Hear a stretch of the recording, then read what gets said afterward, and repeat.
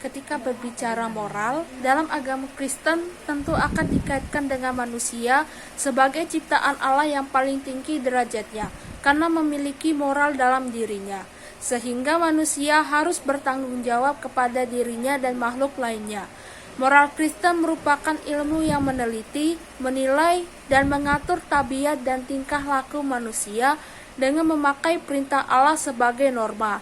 Moral tersebut akan mengatur tingkah laku manusia dalam pendidikan pak dewasa melalui kajian moral, mendorong manusia agar nilai moral dan etika yang sudah ada dapat ditingkatkan sehingga bisa menjadi individu dengan moral yang sesuai dengan firman Allah, yakni kebaikan. Kita akan masuk ke dalam bahan pengajaran kita dari nats Alkitab Matius 5 ayat 17-20.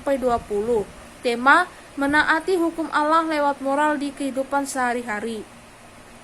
Media pengajaran, pengaplikasian dari setiap ayat Alkitab.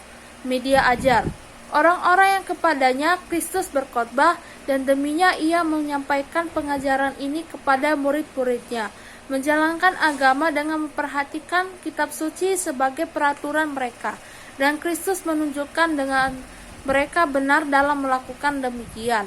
Para ahli Taurat dan orang Farisi sebagai contoh, dan Kristus menunjukkan bahwa dalam hal ini mereka keliru, sebab peraturan yang hendak dicanangkan Kristus dengan kedatangannya itu sepenuhnya sesuai dengan kitab suci Perjanjian Lama, yang di sini disebut dengan hukum Taurat dan kitab para nabi.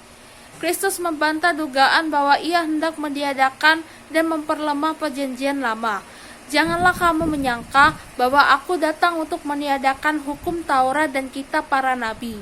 Bagi orang Yahudi saleh yang sangat mencintai hukum Taurat dan kitab para nabi, janganlah takut bahwa aku datang untuk meniadakannya. Janganlah mereka berprasangka buruk terhadap Kristus dan pengajarannya dengan merasa iri kalau kerajaan yang hendak didirikannya itu akan melecehkan kehormatan kitab suci yang mereka yakini berasal dari Allah yang telah mereka alami kuasa dan kemurniannya. Biarlah mereka merasa lega bahwa Kristus tidak mempunyai maksud buruk terhadap hukum Taurat dan kitab para nabi. Dia juga tidak melarang orang melakukan apa yang diperintahkan oleh hukum-hukum itu. Sungguh keliru untuk berpikir bahwa ia melakukan semuanya ini, dan di sini ia berusaha meluruskan kekeliruan itu. Aku datang bukan untuk meniadakannya. Sang penyelamat jiwa tidak membinasakan apapun kecuali perbuatan iblis. Dia tidak menghancurkan apa saja yang datang dari Allah. Apalagi ketetapan luar biasa yang kita dapatkan dari Musa dan para nabi.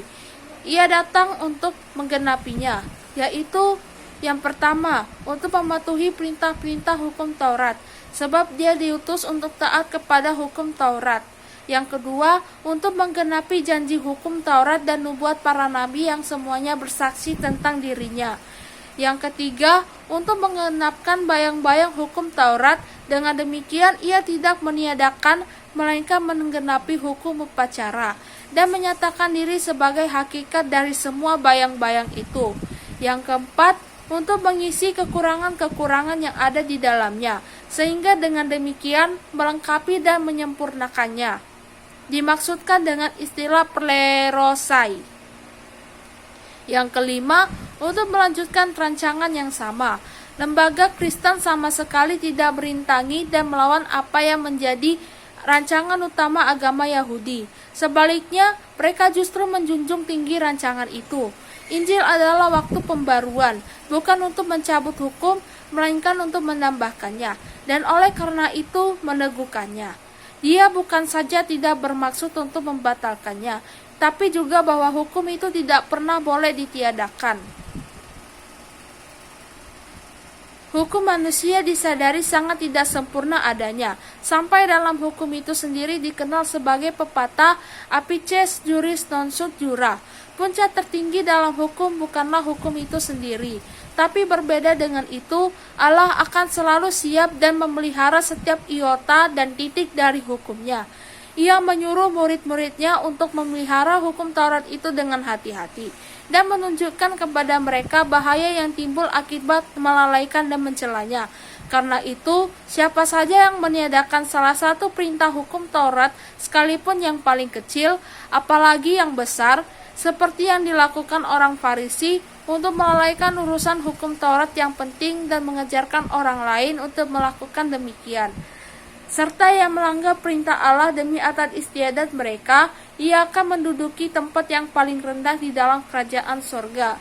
Meskipun orang Farisi dipuji sebagai guru yang hebat, mereka tidak akan dipakai sebagai guru dalam kerajaan Kristus. Tapi siapa yang melakukan dan mengajarkan segala hukum Taurat sebagaimana yang dilakukan murid Kristus, yang dengan demikian membuktikan bahwa mereka lebih bersahabat dengan perjanjian lama dibandingkan orang Farisi, ia akan menduduki tempat yang tinggi di dalam kerajaan sorga meskipun dicela manusia. Perhatikanlah, di antara perintah Allah terdapat beberapa yang dianggap kurang penting dibandingkan yang lain. Tidak ada yang benar-benar kecil, namun sebagian lebih tidak penting kalau dibanding-bandingkan. Orang Yahudi menganggap perintah terkecil dalam hukum Taurat adalah perintah tentang memperlakukan sarang burung. Namun, bahkan itu pun ternyata cukup penting dan memiliki tujuan yang sangat besar dan luar biasa. Sungguh berbahaya, baik dalam ajaran maupun pelaksanaannya, bila kita membantalkan perintah Allah yang terkecil sekalipun, sebab jika kita melanggarnya, yakni jika kita berusaha untuk mengecilkan artinya, atau mengurangi kewajiban kita untuk menjalankannya, siapapun yang berbuat demikian akan menanggung akibatnya. Jadi, menghilangkan salah satu dari ke-10 perintah Allah itu adalah tindakan yang terlampau berani untuk melewatkan begitu saja oleh Allah yang cemburu. Semakin meluas penyimpangan itu, semakin buruk pula perbuatan itu. Melanggar perintah sudah cukup lancang, tetapi mengajarkannya kepada orang lain bahkan lebih buruk lagi. Hal ini jelas menunjuk kepada orang-orang yang ketika itu duduk di kursi Musa, yang merusak dan menodai firman Allah melalui penafsiran mereka. Pandangan-pandangan yang cenderung menghancurkan kesalehan yang sebenarnya dan merusak melalui bagian penting dari agama, melalui tafsiran yang menyimpang atas firman Allah. Sungguh buruk bila dipegang, namun lebih buruk lagi bila pandangan demikian disebarkan dan diajarkan sebagai firman Allah.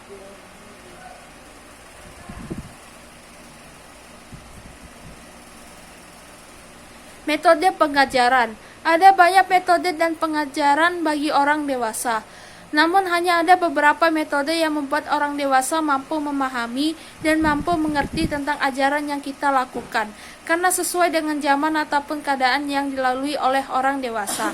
Di sini ada beberapa metode dan cara pengajaran yang cocok untuk orang dewasa, yaitu metode yang bisa digunakan untuk pengajaran, metode partisipasi, yang dimana melakukan upaya untuk melibatkan peserta dalam perencanaan, pelaksanaan, dan penilaian. Metode pembelajaran yang luas dan terbuka, di mana setiap pembelajarannya dapat dimodifikasi dalam penggunaannya dan dapat menerima kritik dan pemasukan untuk perubahan.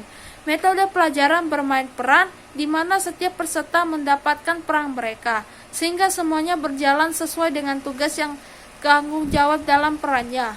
Yang pertama, audiovisual. Audiovisual ini adalah alat bantu yang digunakan dalam situasi belajar untuk membantu tulisan dan kata yang diucapkan dalam menularkan pengetahuan, sikap, dan ide. Di sini ada beberapa alat bantu audiovisual yang kami buat untuk melatih pengajaran untuk orang dewasa. Yang kedua, film, slide, dan strip adalah salah satu alat bantu yang memiliki kesamaan dalam hal menggunakan transparansi yang diproyeksikan pada sebuah layar agar dapat dilihat. Televisi dan videotape merupakan alat yang sangat penting dalam pengajaran orang dewasa, dapat menjadi alat yang baik bagi pengajar, bukan hanya untuk pengajar namun orang dewasa akan lebih teliti dan mudah memahami karena dapat adanya video yang dapat dipahami dan dicerna. Begitupun dengan videotape digunakan untuk pelatihan dan penyegaran, begitupun kita bisa membuat presentasi yang memungkinkan menayangkan objek berupa gambar, ilustrasi, dan penjelasan dan pertemuan. Overhead projector merupakan alat audiovisual yang sangat penting digunakan dalam berbagai program pendidikan orang dewasa. Beberapa pendidik merencanakan seluruh program pengajaran menggunakan overhead projector. Dari pemaparan di atas bahwa disimpulkan moral merupakan salah satu standar perilaku yang diterapkan dalam setiap individu dalam bersosialisasi dengan sesamanya, serta baik buruknya perbuatan, sikap kewajiban, dan lain sebagainya. Sekian pengajaran moral ini, saya ucapkan terima kasih dan saya minta maaf jika ada kesalahan pengucapan. Terima kasih.